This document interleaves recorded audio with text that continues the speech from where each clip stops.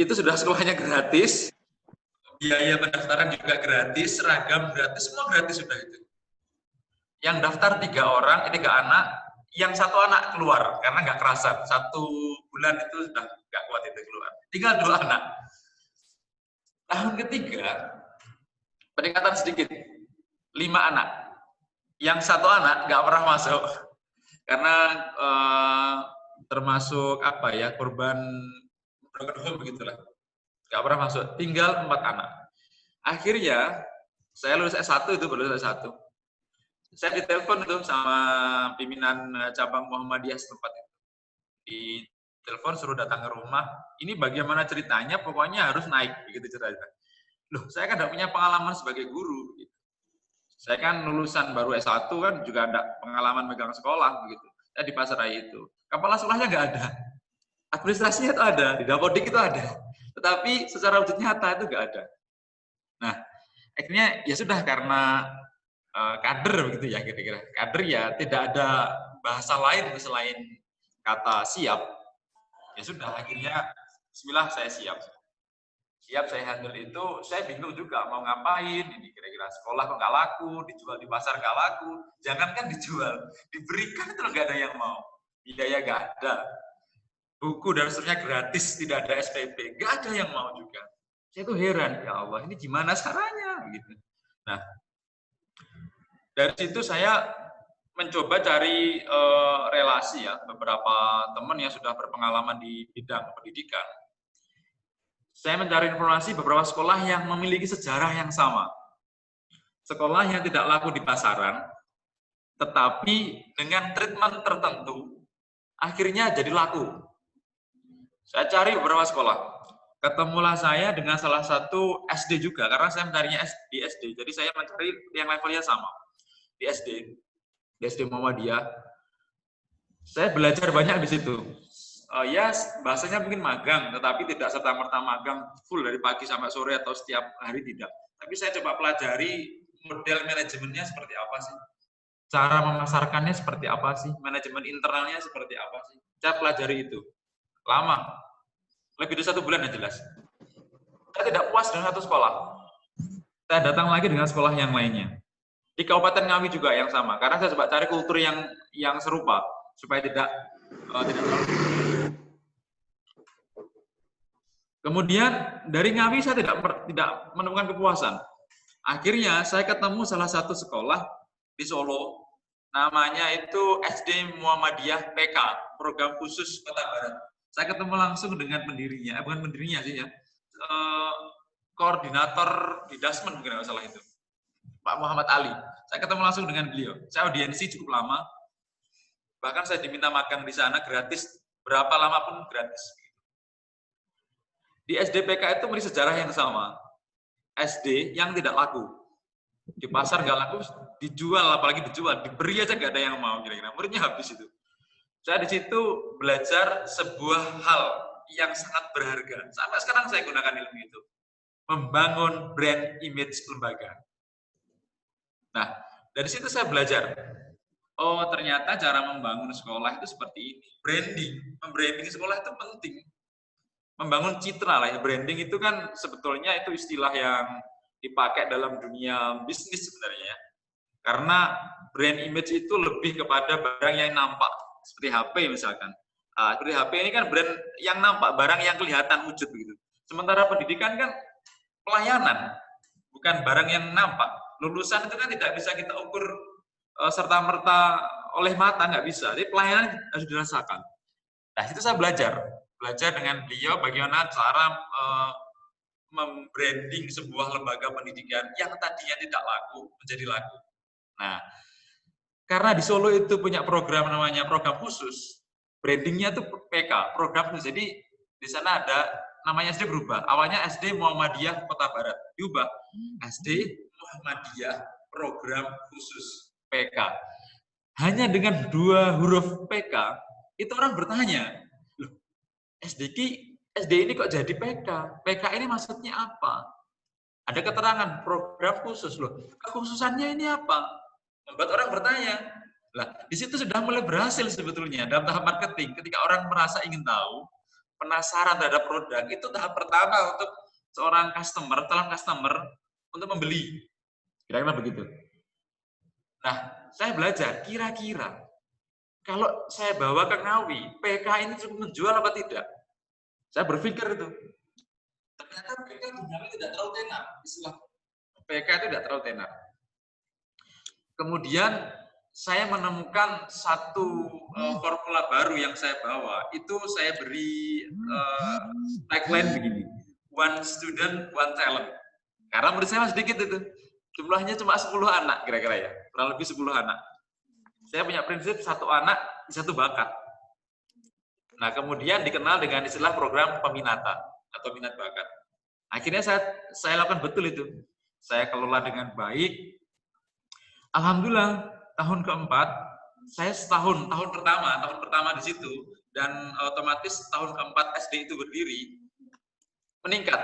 Yang tadinya cuma 2-3 anak, alhamdulillah bertambah jadi 15 anak. Mungkin secara angka itu sedikit, cuma 15 anak kok berbangga diri. Tapi coba kita lihat track record 3 tahun sebelumnya. 3 anak, 2 anak, 4 anak, meningkat jadi 15 anak. Dan lebih kerennya, menurut saya, 15 anak itu mendaftar bukan dengan cara gratis. Mereka sudah membayar biaya pendaftaran. Saya buat seperti itu, karena orang-orang itu kalau diberi produk yang murah, berpikir 2 kali. Tetapi kalau produk yang mahal, mereka nggak berpikir antara 2, langsung membeli atau langsung menolak. Opsinya emang 2. Tapi saya optimis, pasti ada yang membeli. Gitu. Nah, alhamdulillah itu bisa masuk 15 anak. Kemudian tahun berikutnya saya semakin rapi itu. Saya rapikan lagi, 2 tahun di situ. Alhamdulillah sudah dapat 30 lebih. 2 kali lipat lagi peningkatannya, 2 kali lipat. Dan itu saya tingkatkan lagi harganya. Awalnya pendaftaran misalkan 25. Saya ganti jadi 50.000 pendaftarannya. Yang daftar semakin meningkat. Ini kan aneh menurut saya. Ini bagaimana ceritanya harga makin naik kok pembeli makin banyak. Tahun ketiga saya di sana, sebelum saya pindah di Malang ini ya, saya buat lagi dengan hal yang gila. Saya kerjasama dengan satu yayasan di Arab Saudi, karena di situ sekolahnya itu punya lahan, tapi nggak punya ruangan. Jadi ruangannya itu cuma satu ruangan ya ukuran 8 kali 10 atau berapa, itu disekat pakai triplek itu jadi 3 atau 2 kelas. Jadi 3 atau 3 kelas ya seperti itu. Jadi kalau guru kelas 4 menerangkan ya, menjelaskan materi, kelas 5 itu bisa mendengarkan. Ya karena gandeng begitu. Satu ruangan disekat saja karena nggak ada ruangan sama sekali. Nah, begitu. Saya punya langkah gila itu. Saya cari relasi lagi yang bisa menjadi investor, pendana. Di pendanaan pembangunan sekolah ini harus clear, kita punya lahan yang luas tapi nggak punya bangunan. Akhirnya kerjasama saya dengan salah satu yayasan di Timur Tengah yang itu yang cabang di Surabaya. Saya tembusi langsung sendiri itu. Kalau bisa bukan kepala sekolah sebetulnya. Tapi saya di pasar di situ saya temui sendiri. Saya temui langsung orangnya, cek lokasi langsung. Bulan berikutnya dapat ACC, disepakati katanya. Sudah dicek dari Arab, katanya memenuhi syarat, dapat bantuan. Bantuan itu 60%. Tidak total, terusnya tidak. RAP yang kita ajukan berapa, yang cair 60% di RAP itu. Tapi saya bersyukur, berarti kita tinggal mencari 40%-nya. Di situ saya langkah yang lebih gila. Langkah gila saya apa? Menaikkan biaya SPP. Biaya pendaftaran saya naikkan, SPP saya tingkatkan, biaya seragam yang awalnya dulu itu gratis, sekarang berbayar semua. Buku-buku semua beli semua. Guru gajinya saya naikkan semua. Akhirnya apa? Naik, jadi 2 kelas. 2 kelas itu berarti lebih dari 30 teman. Ada peningkatan. Nah, di situ pentingnya sebuah brand image, membangun brand image sebuah sekolah. School branding itu pentingnya di situ. Nah, ini untuk pengantar saja ya. Nanti untuk lebih detailnya bagaimana membranding sebuah sekolah, kemudian tujuan dari branding. Kemudian kita bisa mengukur juga sejauh mana sekolah kita itu dikenal oleh masyarakat. Pada titik mana sekolah kita diminati, kira-kira demikian. Itu pengantar. Baik, silakan moderator disampaikan slide saya ya. Baik.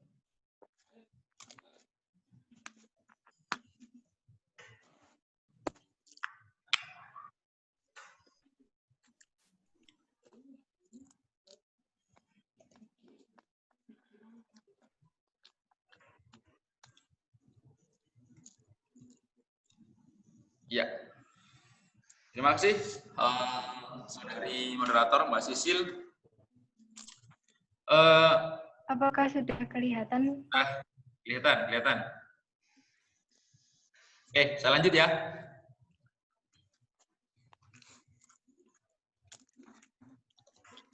Oke, Mbak Sisil, saya lanjut ya. Ayo dah, lanjut aja. Kemudian, lagi. Ya, silakan, Pak. Ya, oke. Saya masuk materi. 2 tahun yang lalu, saya 2018, saya nulis buku sama istri saya. Nah, istri saya itu saya ajak mengelola sekolah itu, SD tadi itu. Saya buat langkah gila lagi itu. Buku itu saya bawa ke Surabaya karena saya tahu Pak Anies Baswedan ketika menjadi menteri loh ya, jadi Menteri Pendidikan dan Kebudayaan RI ketika itu di ITS. Saya pas di Surabaya, acara di Surabaya, saya dengar kabar itu Pak Anies Baswedan datang ke Surabaya di ITS. Posisinya agak jauh itu. Saya naik Grab di situ. Saya temui Pak Anies Baswedan, saya bawa buku saya pamerkan. Saya pamerkan ke beliau. Pak Anies, ketemu di masjid sholat itu, sholat asar. Saya ingat sholat asar. Pak Anies, saya dari Ngawi ini Pak. Oh iya, ada apa? Ada saya bantu. Saya minta foto dulu. Saya foto buat tes, buat inilah, buat membangun ini aja lah, personal branding aja sebetulnya itu. Beliau menuju ke mobilnya. Saya pepet terus itu. Pak Anies, ini buku saya. Saya dari SD Muhammadiyah Mantingan di Ngawi. Ini buku saya Pak, tolong diterima. Dan saya minta testimoni sedikit saja. Bagaimana pentingnya bersekolah di SD Muhammadiyah saya. Karena programnya pendidikan karakter seperti yang Bapak Anies canangkan gitu. Oh iya, berikan statement kilas itu ya. Singkatnya 1 kalimat cukup direkam, difoto. Itu saya buat jadi banner bahwa SD ini sponsori oleh Pak Menteri. Nah, itu branding saking gilanya begitu. Jadi membangun branding sekolah itu kayak begitu.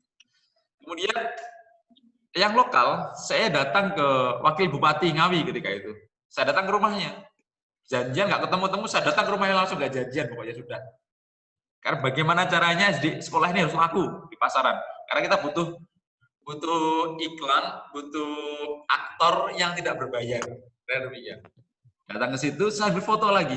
Saya kenalkan diri saya dari sini, jadi Muhammadiyah ini, ya begini ini.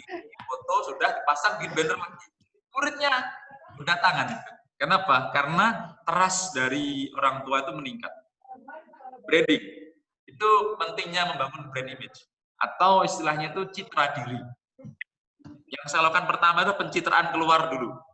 Karena saya belum punya kemampuan untuk memanage internal seperti apa. Karena saya belum kuliah manajemen ketika itu. Saya fokusnya ke show-off keluar dulu. Oke, ambilkan lagi tolong Mbak Sisil ininya, slide saya.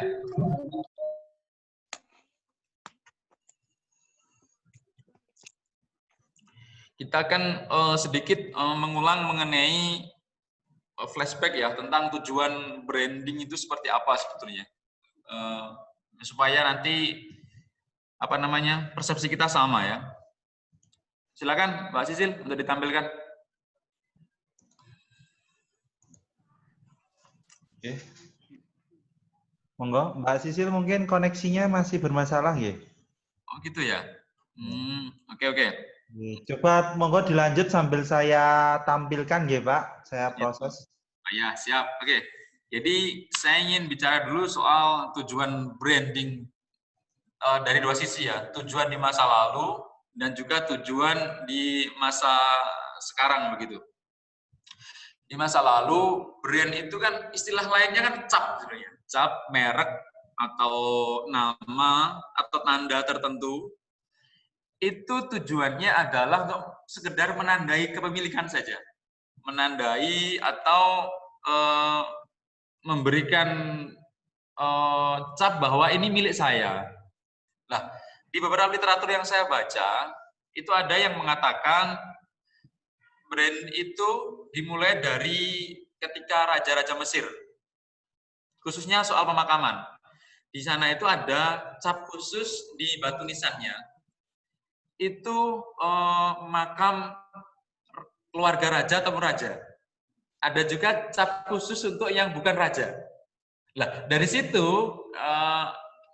dikatakan bahwa sejarah brand di situ bukti atau semacam apa ya, menandai kepemilikan begitu. Ada juga literasi lain yang mengatakan brand itu justru bermula dari para peternak kuda. Peternak kuda zaman dulu kan tidak mengenal baca tulis ya, tapi penanda. Penandanya itu dari besi. Sekarang masih ada di Sumbawa. Ada insya Allah. Teman saya di Sumbawa itu pernah cerita itu. Kuda di Sumbawa itu tidak diikat, tapi dibebaskan. Nah, bagaimana cara menandai ini kuda ini miliknya saya, kemudian kuda ini miliknya Pak Ahmad Sulaiman, kuda ini milik Mbak Sisil. Bagaimana caranya? Ada cap khusus. Cap itu dibuat dari besi, yang dilas itu dipanaskan, kemudian ditempelkan ke bagian tubuhnya kuda, kaki belakang itu, yang atas di tempongnya lah demikian di situ, di badannya kuda itu sebagai penanda. Nah, itu bukan tujuan untuk mencari keuntungan sebenarnya di awal itu. Next Mas, next di tujuan. Monggo Mbak. Lanjut di tujuan.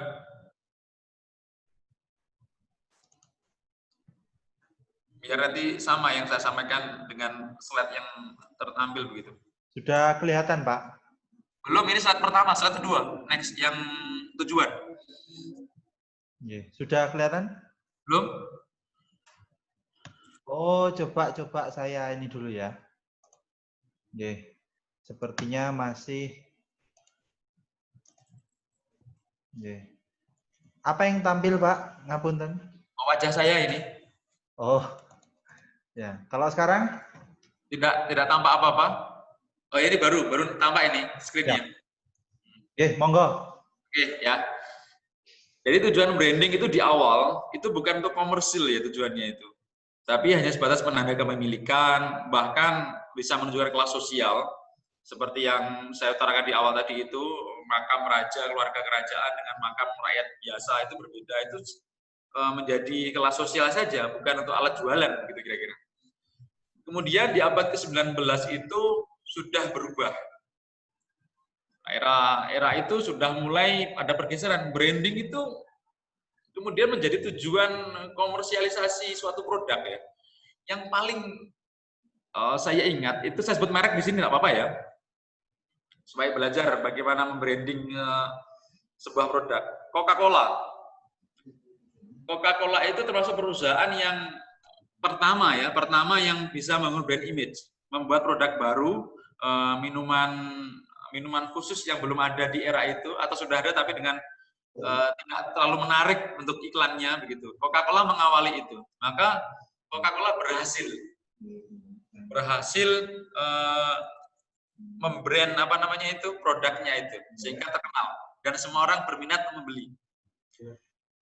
Di era itu juga sampai sekarang brand itu menjadi sebuah modernisasi sebuah produk atau lembaga dalam hal ini. Maka ada istilah yang disebut dengan merek, atau misalkan tas yang branded, tas yang bermerek.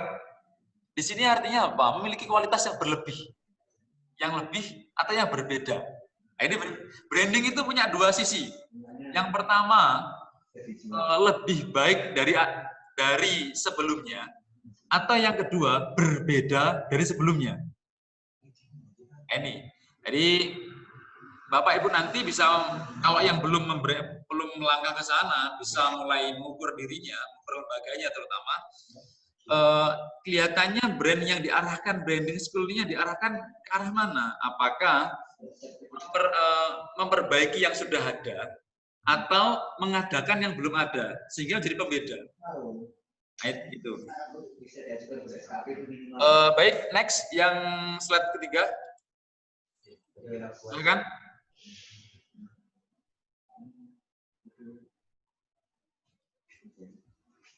Nggak ada ya, moderatornya kemana ini ya? Baik, slide ketiga, pentingnya itu. Oke, Baik, kita sekarang masuk ke proses sini. koneksi, Pak. Oh ya, oke. Sekarang kita masuk lebih ke spesifik dalam lingkup sekolah, lembaga pendidikan. Karena tadi saya bicara soal umum, sekarang saya tarik ke yang lebih khusus. Pentingnya branding sekolah atau membangun brand image sekolah. Jadi sebetulnya saya ini mengutip gagasan dari Philip Kotler, itu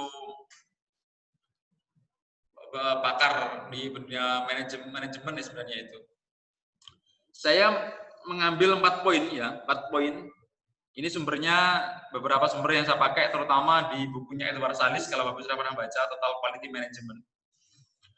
Beberapa hal yang menjadi alasan kenapa kemudian branding ini menjadi hal yang penting. Membangun citra diri sekolah itu adalah hal penting. Yang pertama, pembeda kualitas dan sekaligus kualitas pembeda. Seperti saya sampaikan di awal tadi bahwa brand image itu bisa muncul dengan 2 alasan. Yang pertama, ingin memperbaiki yang sudah ada, produk yang sudah ada. Atau yang kedua, ingin mengadakan yang belum ada, sehingga dia menjadi pembeda. Tetapi, pembeda itu bukan sekedar tidak ada yang menyamai, berbeda itu juga dibutuhkan. Nah, ini penting catatannya. Berbeda, tetapi dibutuhkan dan laku di pasaran.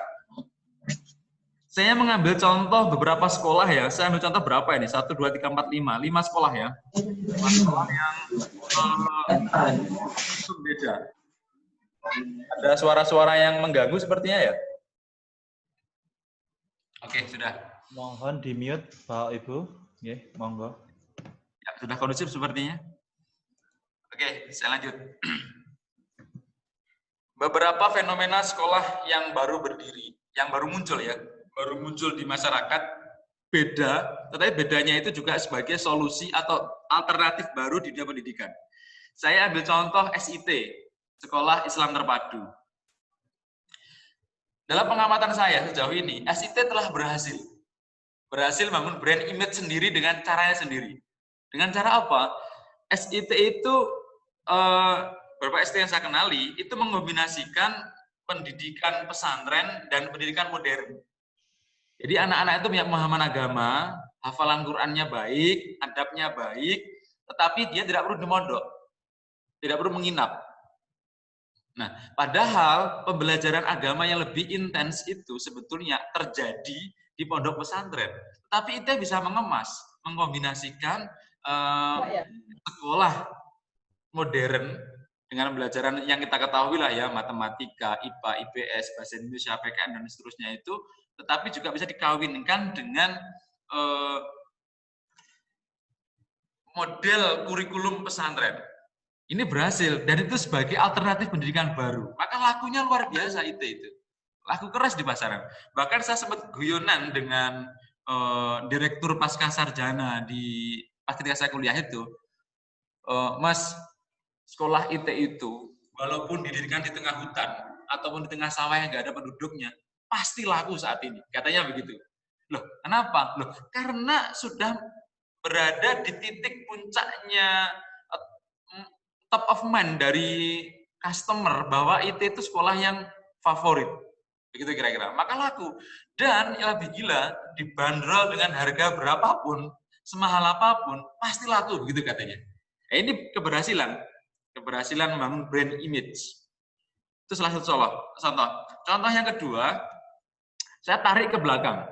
Hadirnya Lembaga Pendidikan Muhammadiyah. Sekolah Muhammadiyah ketika tahun 1900-an lah sekitar itu.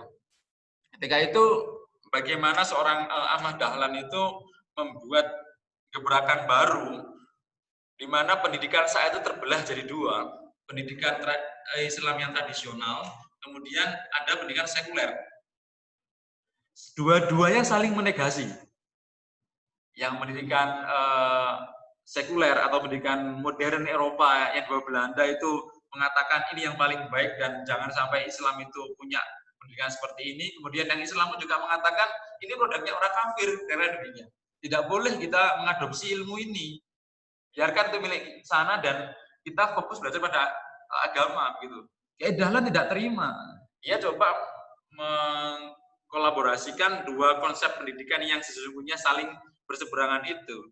Jadilah maka pendidikan Muhammadiyah yang bermuatan kurikulum modern, kurikulum yang mempelajari tentang fisika, kimia, dan seterusnya, IPA, dan juga pelajaran agama tidak ditinggalkan. Dua-duanya ternyata bisa disatukan. Itu menjadi brand baru. Sekolah modern. Begitu. Masa lalu. Nah, kemudian masuk ke pesantren tadi ya, pada pesantren. Pesantren itu dulu dikenal dengan kondisi yang tradisional, yang mohon maaf, kumuh, kotor, dan kuno, gitu kira-kira. Maka muncullah istilah baru untuk menggebrak itu. Muncullah istilah yang disebut dengan boarding school. Boarding school itu sekarang luar biasa. 5 tahun ke belakang itu sangat banyak sekolah-sekolah yang membuat brand baru dirinya menjadi brand boarding school. Itu untuk memperbaiki citra bahwa anak mondok di pesantren itu juga bisa bergaya hidup bersih loh. Bukan hanya untuk orang-orang yang mohon maaf kebersihan tidak terjaga. Ini menjadi wajah baru sebetulnya. Wajah baru pesantren modern. Begitu. Lah, kemudian menyinggung pesantren modern, saya teringat dengan bagaimana brand pesantren modern yang dimiliki oleh pondok pesantren Gontor. Karena saya orang Ngawi, saya tahu, saya dekat dengan Gontor itu. Saya beberapa kali ketemu dengan ustadznya. Dan teman saya juga ada yang jadi ustadz di situ. Saya tertarik dengan Gontor. Modernisasi yang dilakukan itu memang out of the box menurut saya. Pondok-pondok pesantren itu lazimnya hanya mempelajari soal ilmu agama atau ilmu yang menyangkut soal agama. Di Gontor dipelajari bahasa, fokusnya sudah bahasa. Bahasa apa? Bahasa Inggris. Bahasa Arab juga jelas itu, pesantren pasti itu. Bahasa Inggris. Ini menarik menurut saya. Di kala itu coba, di zaman yang tidak seperti sekarang, bahasa kan sudah menjadi barang yang sangat penting sekarang. Dulu kan tidak terlalu penting orang itu. Pentingnya apa sih belajar bahasa Inggris? Bahkan ada sensitif. Bahasa Inggris kan bahasanya orang kafir. Ada yang masih berpikir seperti itu. Tapi Gontor tidak, dia buat gebrakan baru. Di situ diajari bahasa Inggris sehingga lulusan dari sana, santri-santri dari sana itu tidak hanya sekedar pintar bahasa Arab saja, ilmu nahwu shorof, ilmu fikih, ilmu Quran hadis, tidak, tapi juga bahasa Inggris sebagai modal. Nah, itu. Ini contoh sekolah. Kemudian yang paling baru tahun 2010. 2010 ini masih poin 1 pembeda kualitas. Di Kota Batu, Malang, itu ada yang namanya SMA Selamat Pagi Indonesia. Saya tertarik banget, ingin ke sana, saya belum ke sana. Saya baru tahu itu soalnya. Di sana itu membuat brand sekolah itu sekolah entrepreneurship. Jadi di sana itu anak-anak di sana, alumni terutama, itu tidak ada istilah yang nganggur. Dan pembelajaran di sana bukan theoretical di kelas itu tidak, tetapi mereka praktek di lapangan. Ada beberapa jurusan yang memang itu cukup laku di situ dan yang dijadikan program unggulan begitu, seperti perhotelan. Salah satu tentang perhotelan. Perhotelan itu tidak sekedar jurusannya saja yang diadakan, hotelnya itu diadakan di situ. Hotel bintang 4. Itu di gambar saya itu ada yang atas itu. Di atas, yang atas yang gambarnya kotak itu nanti saya jelaskan lebih jauh di bawah ada itu. Itu contoh fenomena sekolah yang menjadi pembeda, sekaligus bedanya itu juga membawa kualitas baru sehingga menjadi alternatif. Nah, oke, kita masuk ke poin 2, menguatkan marketing dan daya jual lembaga. Saya teringat di salah satu sekolah punya brand sekolah minat bakat. Di situ programnya itu aneh menurut saya.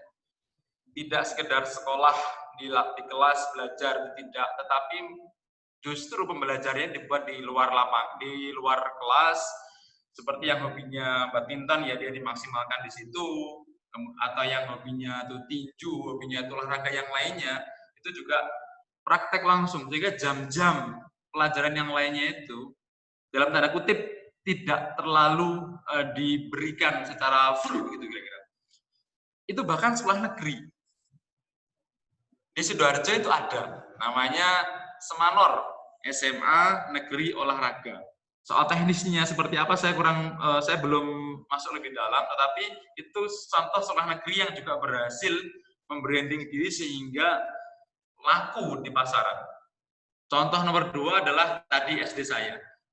Termasuk SMP Inovasi yang sekarang saya dari konsultan pengembangannya di sini.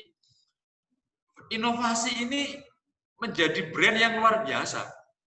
Jadi orang-orang bertanya, loh, sekolah inovasi, inovasinya itu apa? Orang-orang bertanya. Nah, akhirnya dulu ini juga sempat hancur SMP ini. Sampai nggak dapat murid juga dulu. Pernah bagus, kemudian turun drastis, tidak dapat murid, tinggal bawah 10 muridnya pokoknya itu. Alhamdulillah, sekitar baru ya 10 tahun ini membaik karena ada embel-embel branding sekolah inovasi. Sehingga kalau Bapak Ibu nanti ke Malang, kalau tanya SMP Muhammadiyah 2 Malang, itu tidak banyak yang tahu, sedikit yang tahu. Tetapi kalau sebut SMP Muhammadiyah Inovasi atau SMP Inovasi, itu banyak orang yang tahu. Jadi brand image yang dibangun di SMP ini adalah sekolah inovasi. Itu poin 2. Kita masuk ke poin 3. Branding itu sebagai penegas visi lembaga. Jadi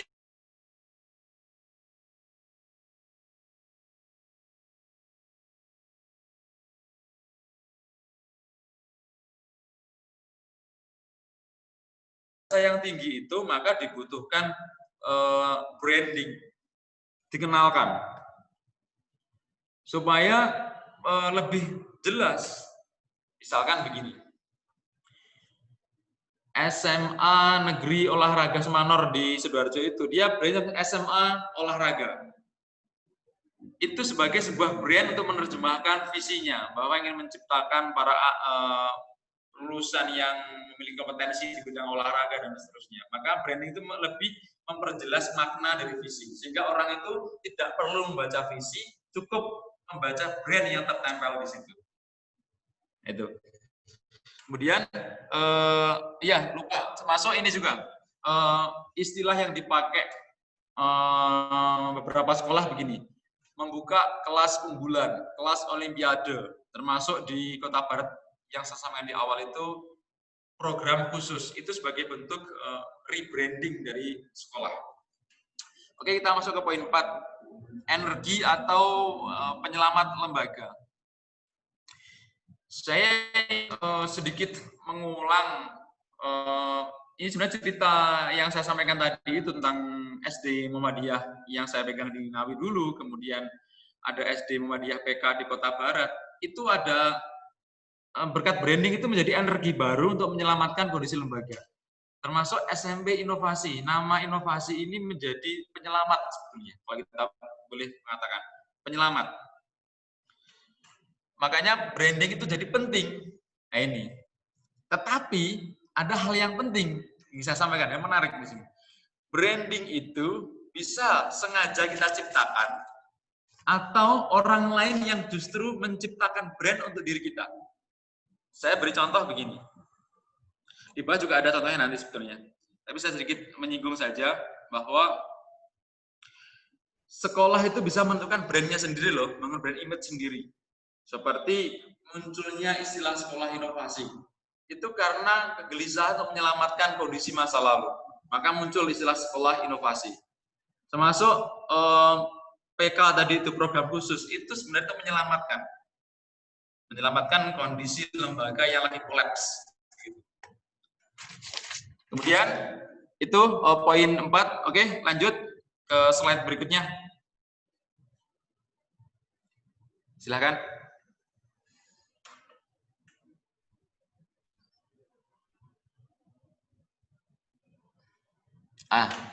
Ini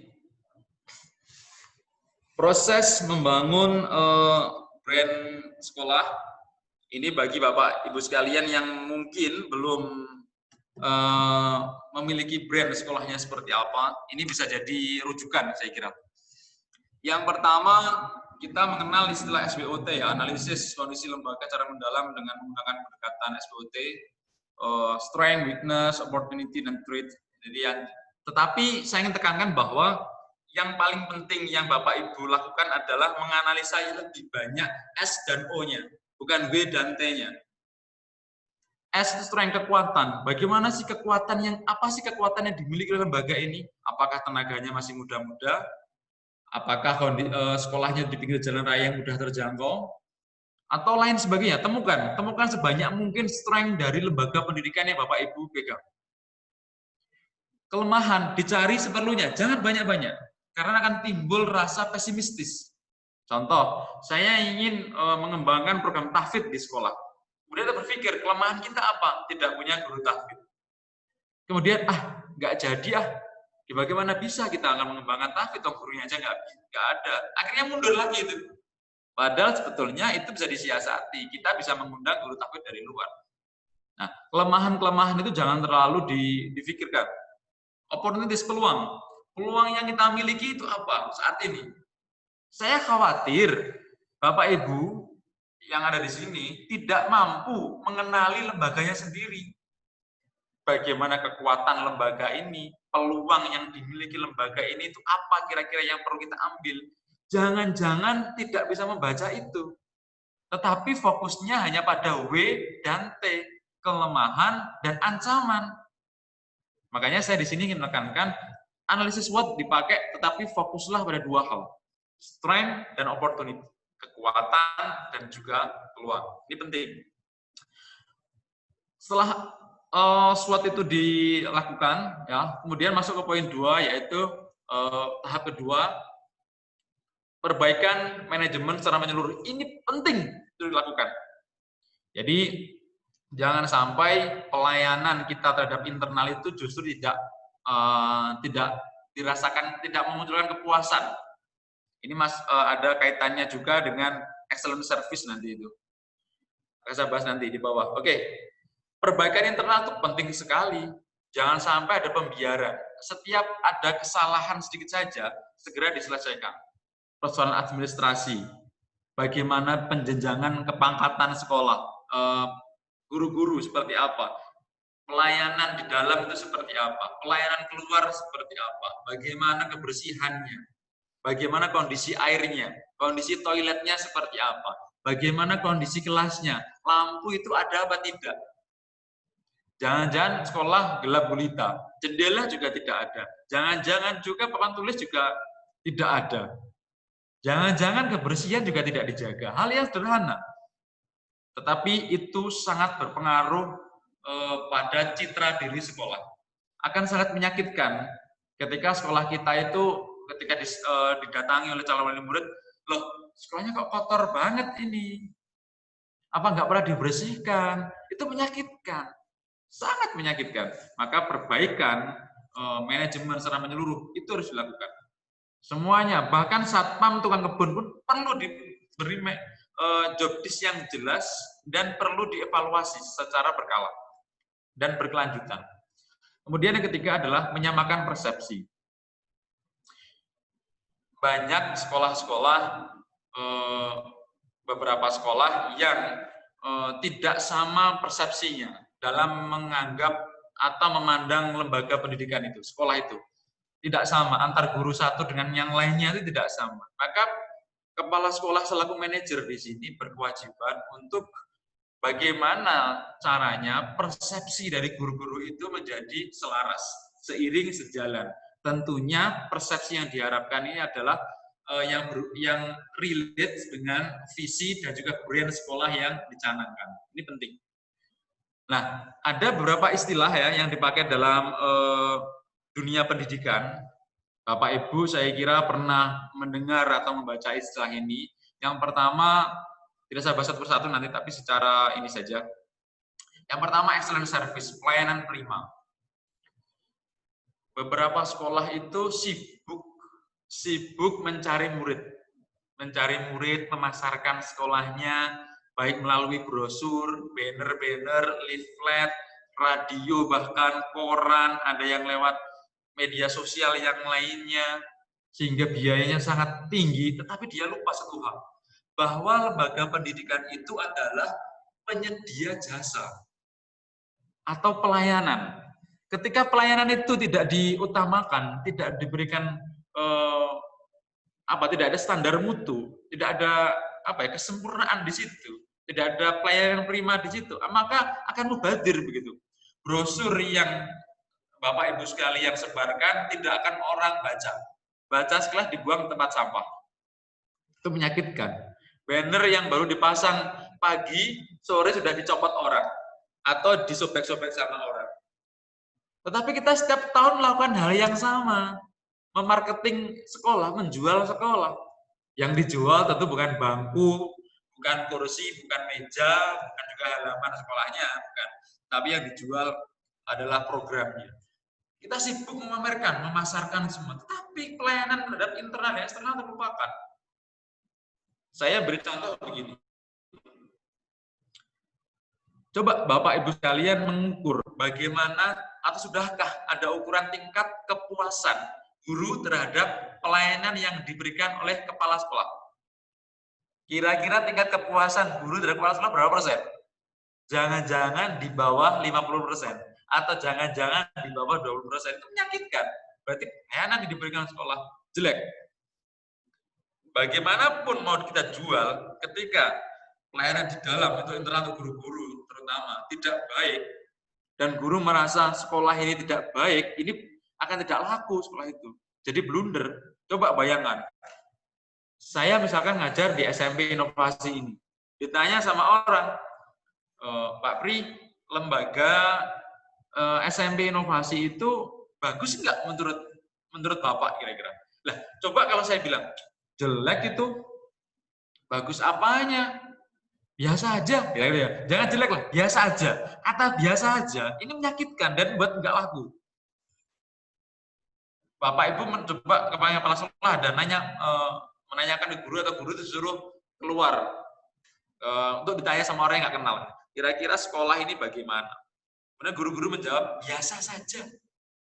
Biasa saja ini akan membuat orang berpikir 5.000 kali untuk menyekolahkan anaknya ke situ. Karena bagaimana bisa gurunya saja, orang internal mengatakan sekolah ini biasa saja. Wong gurunya saja yang menerima gaji dari situ saja mengatakan biasa saja. Apalagi orang lain jelas wah ini jelek, begitu kira-kira. Enggak laku. Maka excellent service itu harus diperbaiki, diutamakan untuk guru internal itu ya. Kemudian untuk eksternal. Eksternal ini yang pertama adalah murid. Jangan sampai murid ini menemukan mengungkapkan kekecewaannya berlebihan. Kejauhan Mas, balik ke slide 4 ya, balik. Nah itu. Oke. Eksternal, terutama murid, jangan sampai mereka mengalami kekecewaan. Itu penting. Nah, kemudian yang kedua, orang tua. Orang tua itu jangan sampai mengalami kekecewaan juga. Makanya pelayanan prima itu menjadi prioritas. Nah, kemudian ada istilah yang kedua ini, quality first. Jadi yang diutamakan itu adalah kualitasnya. Biaya itu akan mengikuti, otomatis itu nanti. Kualitas kita baik, kita pasang SPP setinggi apapun, itu akan laku. Kira-kira demikian. Service quality, mirip dengan yang pertama, excellent service. Continuous improvement, ini perbaikan yang terus-menerus. Jadi, segala lini, jangan berpuas diri. Selalu dievaluasi, lakukan evaluasi secara berkala, bisa 1 bulan sekali. Tergantung dari konteks persoalannya ya. Kalau baru tahap pembangunan bisa seminggu sekali. Perbaikan internal yang menyeluruh seminggu sekali, 2 minggu sekali. Kemudian sudah sedikit lengang maka bisa sebulan sekali. Begitu kira-kira. Tapi harus ada perbaikan terus, jangan sampai berhenti. Dan terakhir menuju ke total quality management, TQM. Saya suka dengan istilah TQM ini. TQM ini komunikasinya itu harusnya kan biasanya itu kan top down. Tapi kalau TQM sudah berjalan di sekolah jadi bottom up. setiap guru itu sudah memiliki kesadaran individunya masing-masing bahwa ini tanggung jawab saya, maka harus saya kerjakan. Entah itu ada kepala sekolah atau tidak, entah itu ada yang mengawasi atau tidak, tetapi ini adalah tanggung jawab saya. Ketika kepala sekolah sudah bisa meyakinkan guru, membuat guru pada titik TKM, guru sudah punya kesadaran kritis terhadap tanggung jawabnya, maka sekolah itu akan menjadi sekolah yang hebat, branded betul itu nanti. Bahkan kepala sekolah ganti berapa ribu kali pun tidak akan ada istilah kolaps. Kenapa? Sistemnya sudah terjadi di situ. Sistemnya sudah kuat. TKM itu membangun sebuah sistem. Itu. Kemudian soal TKM juga kualitas semua lini terjaga, total kualitas semuanya secara menyeluruh. Seperti saya sampaikan di awal tadi, bahkan sampai tukang kebun, penjaga sekolah, semuanya tahu akan tanggung jawabnya. Tanpa diingatkan pun mereka juga tahu. Itu. Ini tahapan yang paling penting ini TKM. Harapannya semua lembaga pendidikan bisa mengaplikasikan TKM ini. Oke, lanjut. Ini menguatkan brand image sekolah. Jadi ada dua hal ya yang penting. Nanti ini alat ukur ya, alat ukur sekolah Bapak Ibu sekalian pada titik mana. Membangun brand awareness ini seperti apa. Kemudian membangun perceived quality terhadap lembaga, baik itu pelayanan maupun produknya. Ini akan saya bahas di berikutnya ya. Oke, next. Pengantar itu. Lanjut. Nah ini, ayo Bu, Bapak Ibu sekalian, kita ukur sekarang. Sekolah Bapak Ibu saat ini pada titik yang mana? Titik pertama itu unaware of brand. Jadi ketidaktahuan customer terhadap lembaga. Jangan-jangan lembaga sekitar Bapak Ibu sekalian tidak tahu bahwa di situ ada sekolah yang bagus atau sekolah Bapak Ibu. Jangan-jangan tidak tahu, tidak sadar. Atau tahu tetapi tidak tahu program di dalamnya seperti apa. Itu berarti level lembaga pendidikan Bapak Ibu sekalian pada level pertama ini unaware of brand.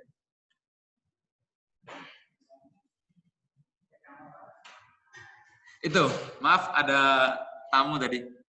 Oke. Yang kedua, masuk ke tahap berikutnya, brand recognition, pengenalan terhadap lembaga.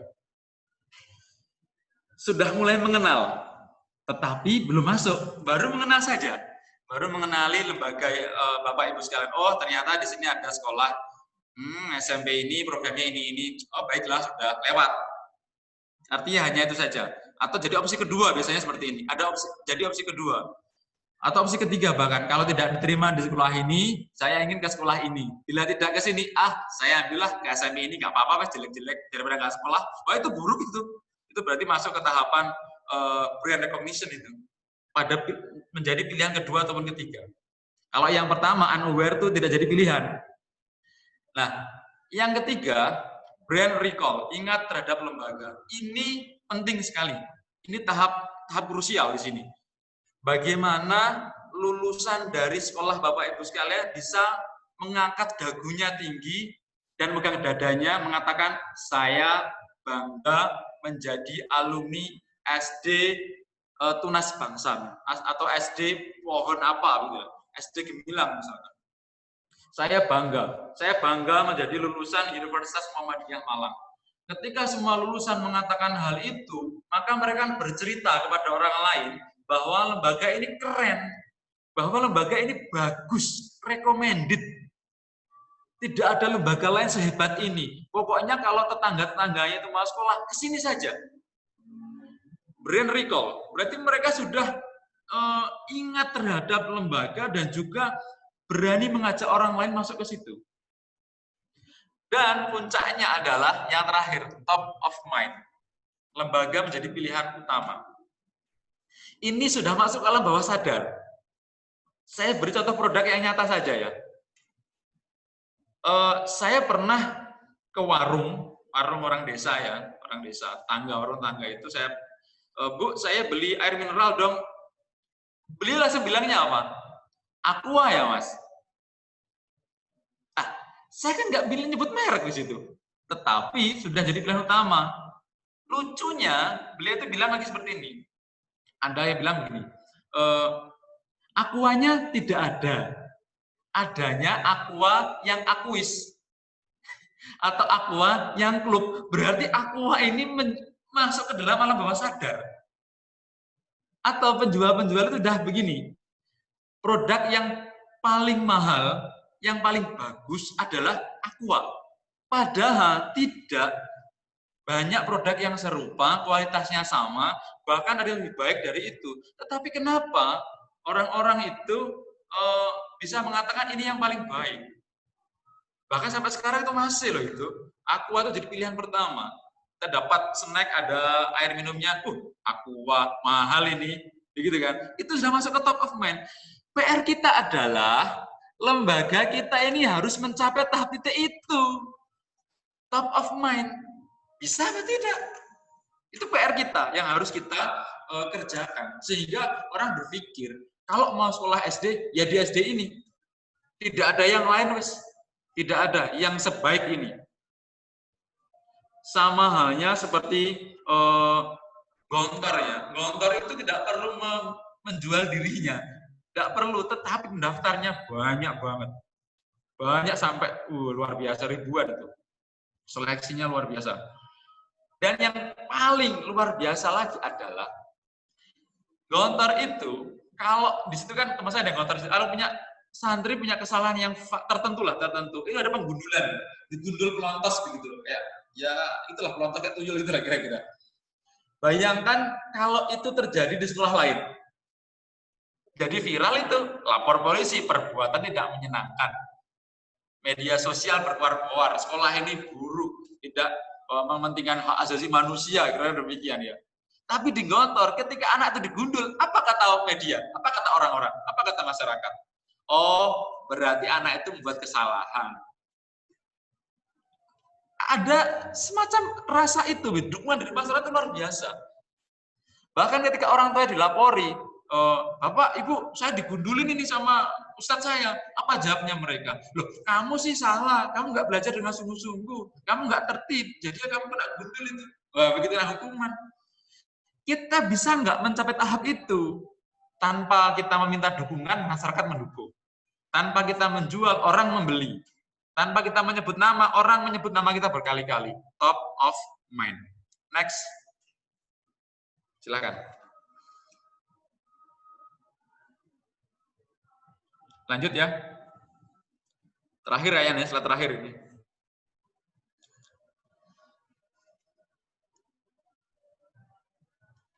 Silakan.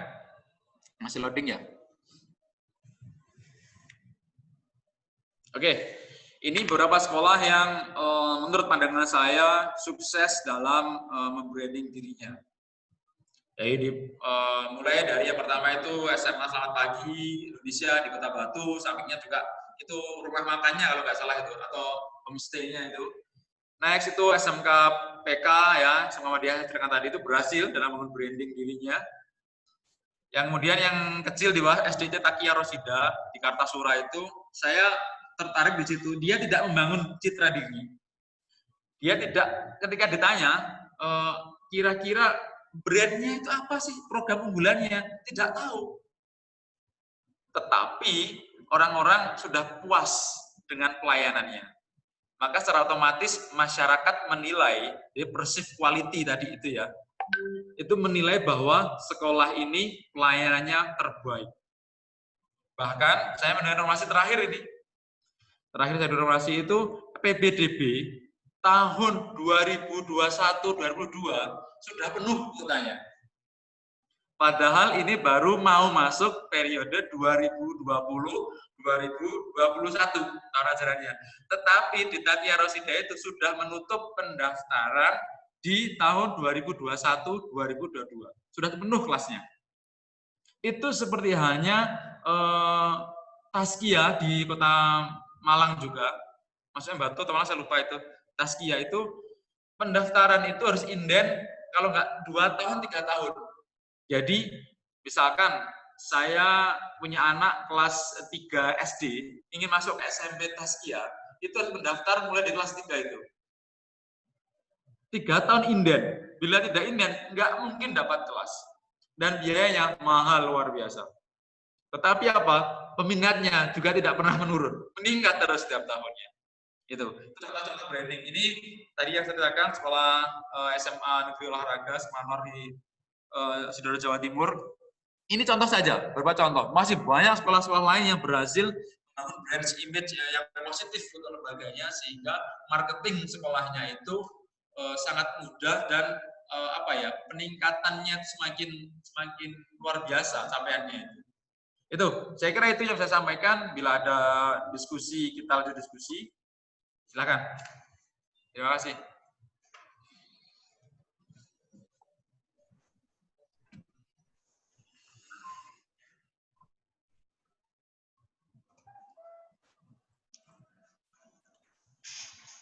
Oke. Monggo Mbak Moderator. Oh iya. Maaf ya Pak, tadi kuotanya habis. Oh, bentar, Zoom saya juga error ini. Bentar ya. Tiba-tiba mati. Oh ya, oke.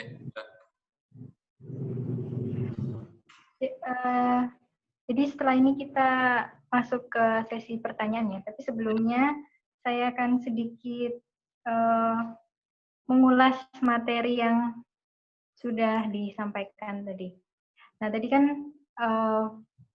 Bapaknya sudah menyampaikan dari tujuan branding, terus proses membangun brand sekolah, dan juga cara menguatkan brand image di sekolah. Salah satunya adalah brand awareness, gitu ya. Tapi Pak, saya juga punya pertanyaan Pak. Boleh nanya juga nggak Pak? Oh iya, moderator mau tanya ya? Boleh, boleh. Jadi kan saya tinggal di desa nih Pak.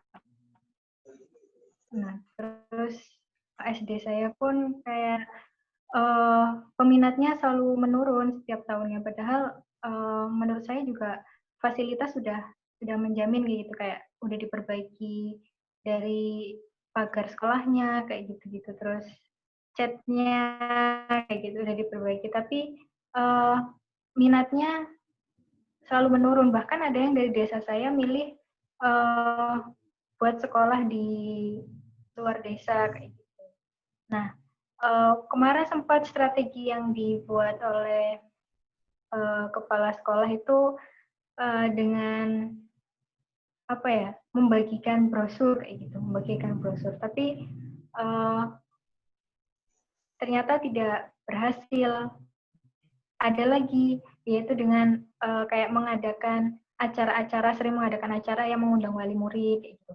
Tapi itu pun masih masih tidak berhasil. Apakah ini ada pengaruhnya juga dari lingkungan sekitar, atau mungkin dari alumni, atau dari wali muridnya sendiri yang ternyata tidak merekomendasikan sekolah ini, akhirnya menyebar ke orang-orang kayak gitu. Apakah mungkin dari persepsi orang wali murid itu Pak, dari orang luar kayak gitu, persepsi mereka juga berpengaruh dalam mempengaruhi branding sekolah?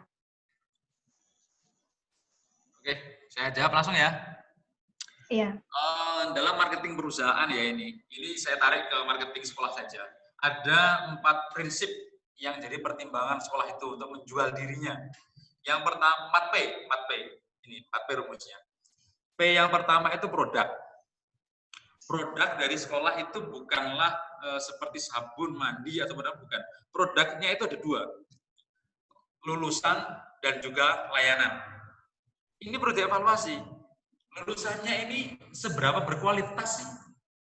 Seberapa terbaca oleh masyarakat kemampuan mereka? Saya menjelaskan seperti ini. Itu SD apa SMP itu Pak? SD ya? SD Pak, SD. Coba kita lihat, kita coba ambil sampling murid di situ. Masuk di SD itu misalkan belum bisa baca tulis Quran, belum bisa ngaji, gitu aja lah. Masuk di kelas 1. sampai lulus kelas 6 jangan-jangan anak tadi itu masih sama saja. Artinya apa? Produknya itu gagal. Karena lulusannya itu tidak ada peningkatan, stuck. Atau dibalik, kelas 1 ngajinya pinter, rajin belajar sholat di rumah rajin, akhlaknya dengan orang tua, dengan tetangga juga baik. Lulus dari situ jadi buruk. Tidak tahu adab, tidak tahu sopan santun, sholatnya juga semakin tidak karu-karuan, tidak diingatkan, tidak mau sholat, ngajinya juga semakin tidak bisa, hafalan Qur'annya semakin menurun.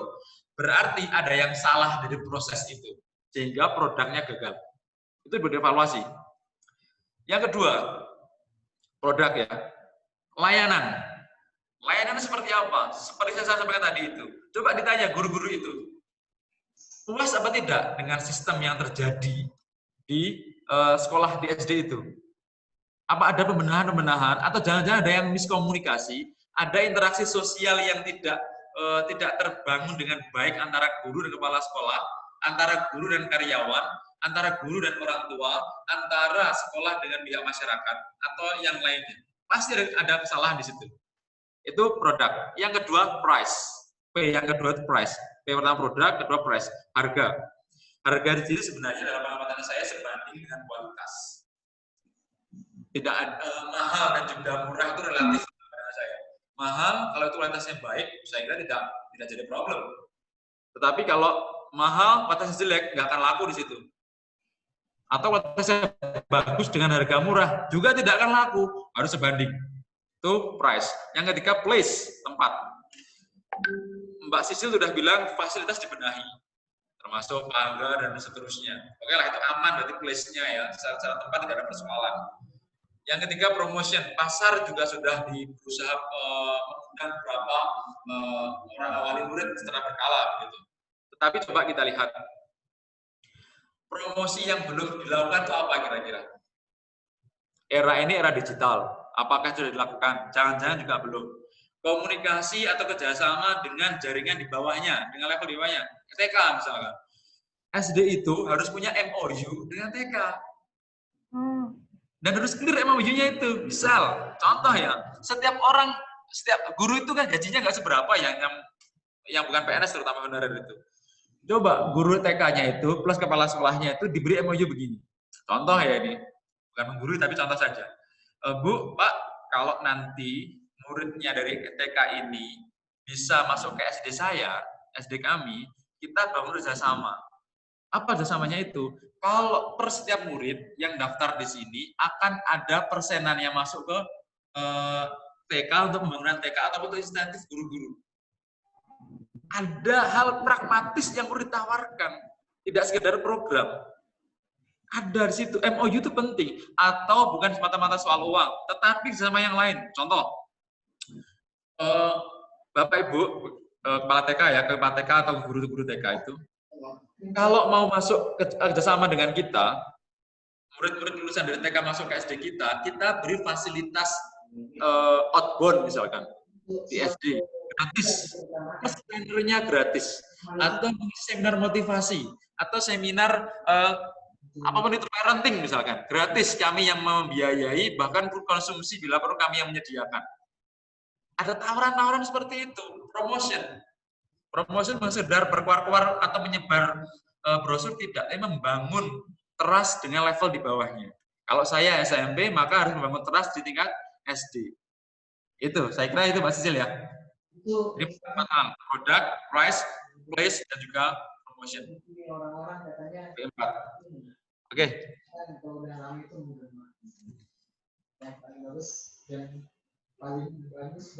Baik Pak, terima kasih atas jawabannya, sangat membantu. Nanti saya sampaikan ke Pak Komite atau Pak Kepala Sekolahnya. Iya.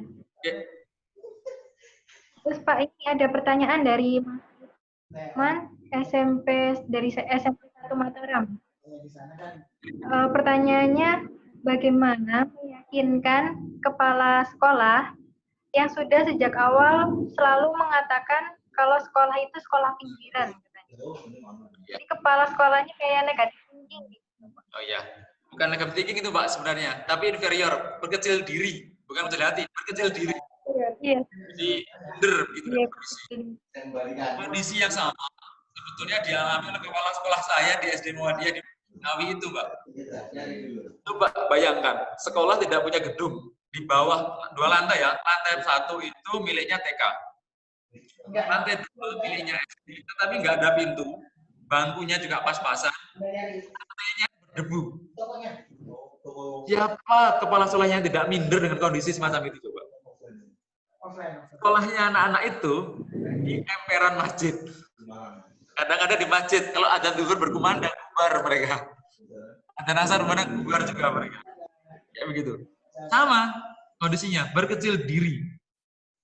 Tetapi saya punya sedikit treatment ya, masukan untuk Bapak tadi yang bertanya. Nggak jelas saya siapa tanya ya, nggak dengar saya. Ajaklah kepala sekolah itu untuk ke sekolah lain untuk studi banding. Ajaklah beliau ke sana dan guru-guru yang lain diajak ke sana sekalian. Dengan melakukan metode, ini diingat-ingat ATM, amati, tiru, modifikasi. Tapi ingat, setelah ada pengamatan, harus ada follow up-nya. Jangan hanya sekedar datang, tok, nggak ada apa-apa. Datang, kemudian dicatat apa yang mau dicatat, direkam apa yang mau direkam, informasi pentingnya itu, kemudian ditiru. Yang mirip, yang kira-kira secara lokasi maupun potensi yang dimiliki itu mirip, tiru itu. Tapi tirunya jangan semua ditiru, tapi modifikasi, sesuaikan dengan kondisi lokal. Begitu kira-kira. Semoga bermanfaat jawabannya ya. Jadi ajaklah kepala sekolah ngopi di lembaga pendidikan lain lah ya. Saya kira begitu, penting itu. Jalan-jalan itu penting. Studi tiru bukan banding ya. Studi tiru itu penting banget. Bahkan saya kemarin sempat ke Malaysia sama Singapura, ingin studi tiru ke sana. Melihat kondisi sekolah yang di luar negeri seperti apa sih kondisinya. Karena saya punya rencana 10 tahun mendatang SMP ini bus internasional. Inovasinya begitu. Maka program bahasa Inggris, bahasa Arab, bahasa Jepang itu menjadi prioritas utama nanti ke depan. Kurikulumnya masuk ke situ nanti. Begitu kira-kira ya. Oke. Amin. Baik, Pak. Berarti tadi solusinya adalah mencoba untuk studi tiru ya? Studi tiru.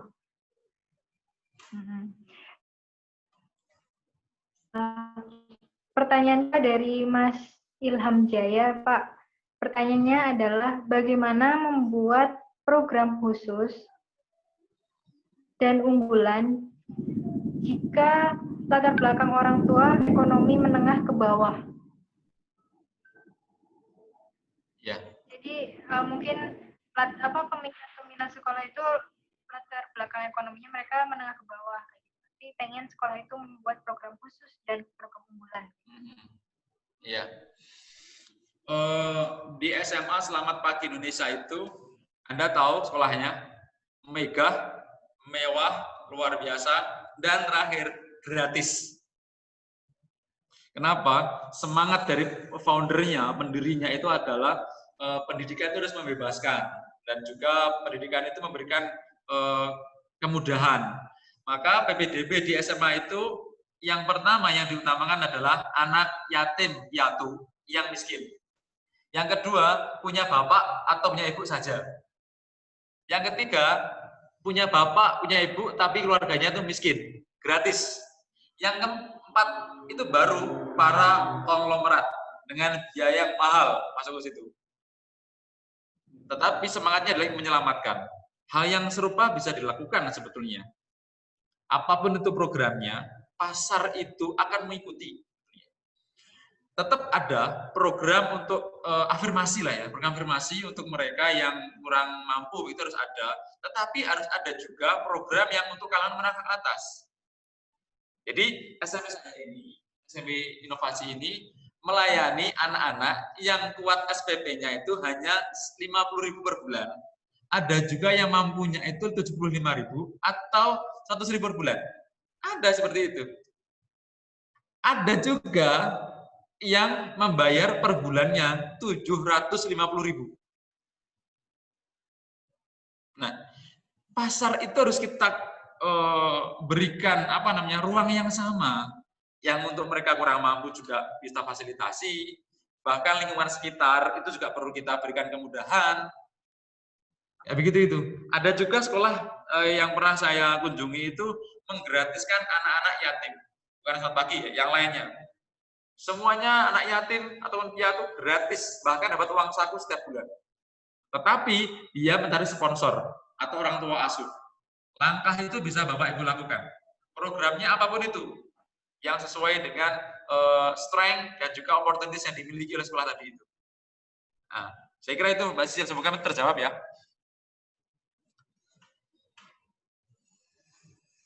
Ya, baik Pak. Terus Pak, ini pertanyaan ketiga Pak dari Mas Rafif. Beliau ini sedang merintis pondok pesantren di Bali, pondok pesantren tahfidz, tapi di dalamnya itu tidak hanya tahfidz saja, tapi juga bertani dan beternak. Nah, pertanyaan dari Mas Rafif ini ada 3. Yang pertama itu, apakah ini termasuk branding tadi yang tentang bertani dan beternak tadi? Terus, bagaimana cara memperoleh kepercayaan masyarakat, terutama di masa pandemi ini? Terus yang ketiga, bagaimana cara mempertahankan branding agar tidak dapat penolakan dari masyarakat?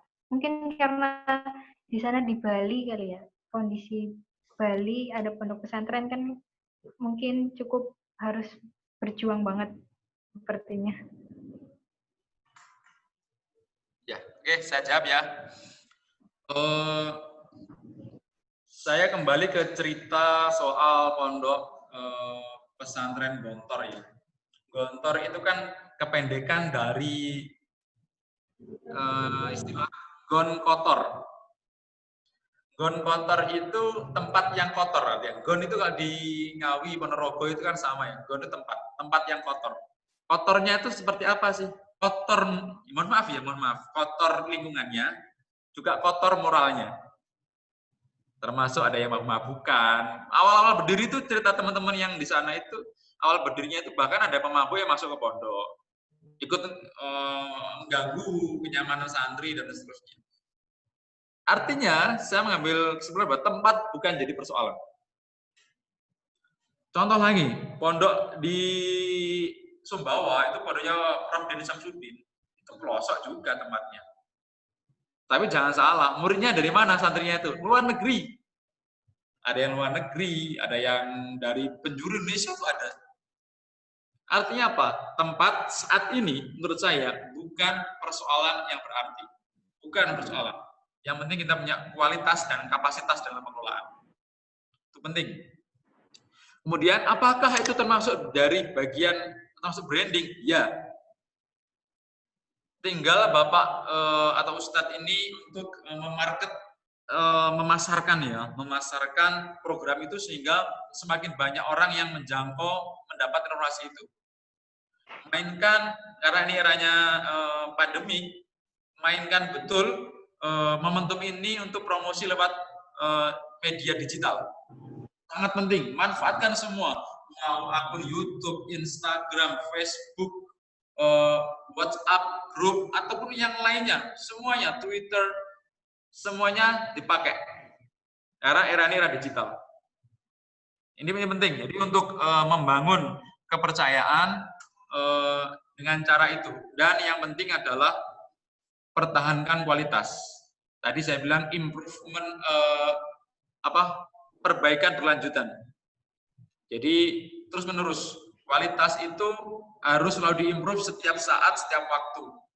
Evaluasi itu penting. Saya menurut pengalaman saya, mendirikan sekolah itu lebih mudah daripada membangun sekolah yang pernah hancur. Kenapa? Mendirikan sekolah itu artinya wajahnya masih baru, masih segar, masih bebas, mau kita apa-apakan masih bebas. Karena belum ada sejarah-sejarah buruk yang membebani pundak pendirinya, begitu ya, pengelolanya.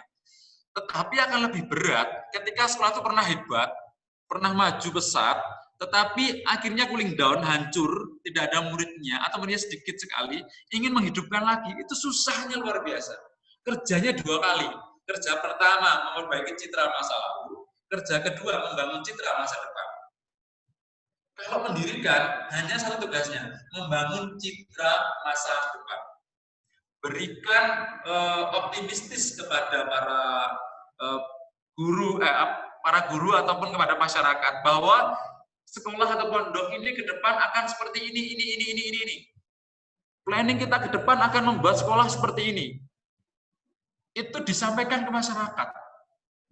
Hal-hal itu, visi yang abstrak tadi itu harus semua orang mendengar, membaca berulang-ulang.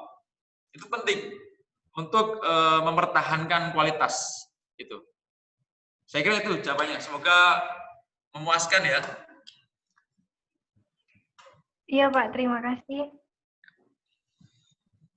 Dan tadi harus memanfaatkan media ya Pak. Harus saat ini memang media. ada sebuah kalimat digital atau tertinggal, gitu kira-kira. Jadi itu harus betul dimainkan itu.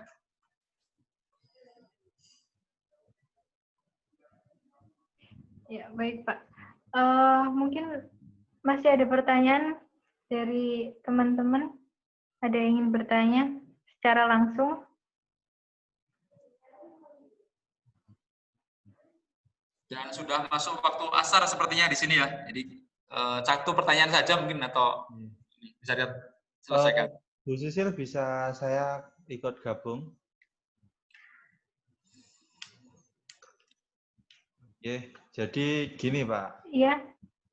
Kalau secara konkret ya, itu Pak Ucup sudah sharing belum pengalaman menggunakan digital campaign itu, apa advertising lewat digital ini apa sampun sharingkan di sini? Maksudnya sharingkan di gimana ya? Kemarin kan katanya sudah menggunakan apa Facebook ya, terus ya itu bisa disaringkan nggak? Karena kadang kita kan kalau cuma teori itu teman-teman berpikir itu gampang teori, tapi prakteknya itu kayak gimana, terus keluar biayanya berapa, terus perbandingannya antara offline dan online itu kan mungkin Pak Yusuf sudah pernah mencobanya ya gitu. Mungkin yang offline dulu gitu bagaimana Pak? Pernah pengalaman? Iya. Kalau yang offline, ya saya kira offline Bapak Ibu sudah pernah lakukan ya. Tapi satu hal yang mungkin belum dilakukan, saya sharing satu program saja. Itu saya punya program yang efektif menurut saya kemarin itu, sekolah sehari namanya. Saya beri program sekolah sehari, saya mengundang beberapa sekolah SD, karena saya SMP ya, jadi SD di sekitar, atau yang sangat mungkin untuk terjangkau untuk dia sekolah di sini, saya undang untuk sekolah sehari di SMP saya. Programnya apa? Sekolah gembira. Di situ ada paketan-paketan yang tujuannya belajar bergembira. Ada tahfidz metode hahihi misalkan ya, dengan tertawa tapi juga hafalannya bagus. Ada outbound dan ada motivasi. Bahkan di situ saya, karena saya direkturnya LIDC juga ya, lembaga training juga itu, saya undang trainer saya ke situ untuk ngisi hipnoterapi. Hipnoterapi itu tujuannya memengaruhi alam bawah sadar anak-anak itu, ya. Ada berapa ratus anak kemarin diundang gitu ya, selama bergelombang itu. Saya pengaruhi alam bawah sadar mereka bahwa SM ini terbaik, yang paling tepat. Ingin menurut ilmu ya di sini tempatnya. Kira-kira demikian. Saya pakai metode itu, hipnoterapi. Bahkan orang tuanya pun kita hadirkan. Kita pakai metode itu. Dan itu menurut pengalaman saya offline di situ ya, sebelum ada pandemi dulu, itu bagus banget. Banyak murid dari situ yang kemudian langsung mendaftar. Biasanya kan program inden itu kan hanya 1-2 anak atau bahkan tidak ada, nggak laku lagi dari SMP ini kan. Di inden itu nggak ada. Tetapi gara-gara ada program kelas sehari itu, yang inden banyak, 50-an kayaknya itu sebenarnya, langsung inden. Jadi itu saya kira yang offline ya. Yang online, yang sedang saya kerjakan saat ini, saya juga tidak terlalu mahir di dunia digital sebetulnya. Tapi saya manfaatkan teman-teman guru yang punya potensi di situ. Jadi saya memang awalnya pakai Facebook yang tidak berbayar. Jadi kita aja share informasi, share prestasinya apa, kemudian orang bisa melihat, like dan seterusnya. Menurut saya itu nggak efektif menurut saya. Ada satu produk Facebook yang menarik menurut saya. Saya baru tahu sebetulnya itu.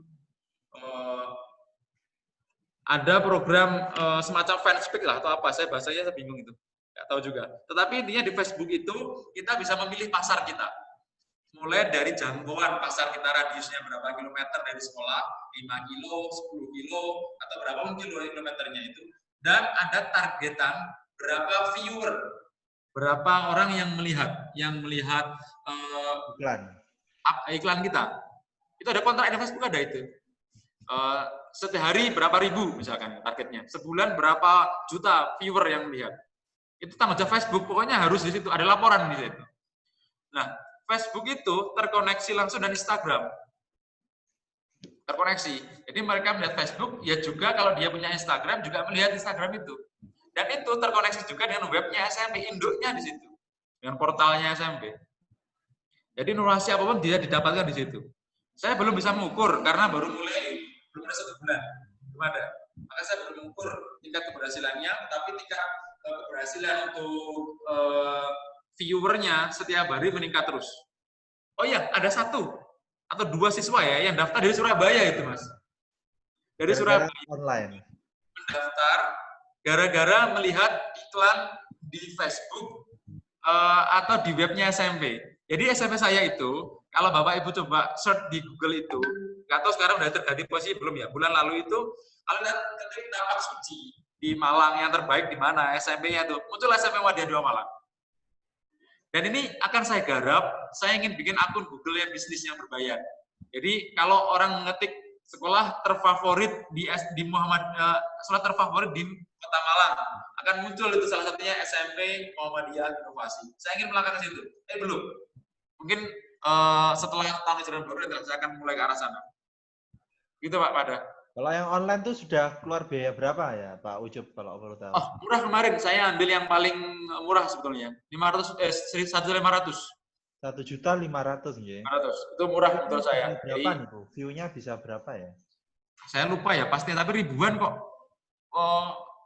Puluhan ribu atau ribu malahan. Banyak itu viewernya. Jadi meyakinkan itu menurut saya. Dan kita bisa cari pasar. Usia berapa yang kita bidik. Bisa kita tahu anak SMP usianya berapa. Betul. Jangkauannya berapa kilometer. Bahkan bisa mengukur juga tingkat ekonomi keluarga.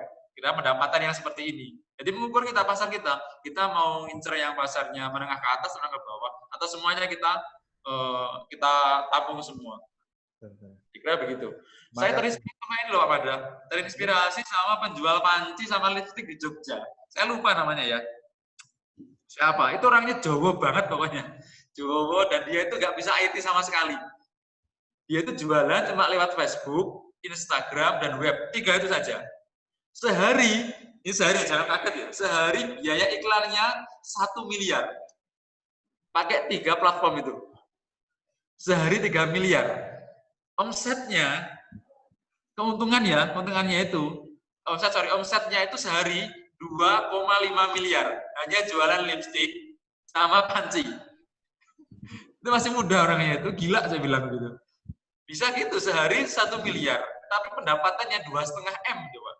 Saya tertarik ini bagaimana polanya, maka saya ambil itu, saya tiru. Ya tirulah, jangan yang 1 M lah ya, saya 1.500.000 saja, jangan banyak-banyak begitu. Makasih Mas. Ya. Monggo Mbak Sisil. Mungkin ada yang bertanya lagi dari peserta. Jika tidak ada, mungkin bisa kita tutup. Ya Pak. Siap. Terima kasih Mbak Sisil. Alhamdulillah kita sudah sampai di penghujung acara. Saya berterima kasih kepada pemateri Pak Supri yang telah membagikan ilmunya kepada kita semua, dan juga kepada peserta yang masih mengikuti acara webinar ini dari awal sampai akhir. Ada beberapa kutipan yang menarik yang saya tulis, yaitu branding dapat menggunakan banyak cara, tapi untuk memulainya hanya perlu dengan optimis.